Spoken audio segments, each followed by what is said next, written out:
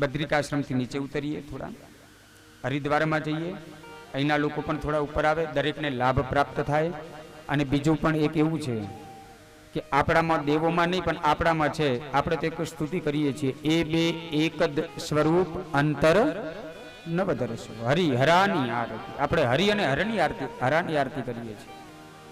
આપણે મંગલમ ભગવાન વિષ્ણુ પણ કહીએ છીએ અને મંગલમ ભગવાન શંભુ પણ કહીએ છીએ. બંનેઓને મંગલ માનીએ છીએ અને દ્વાર પણ બંનેઓના માટે છે.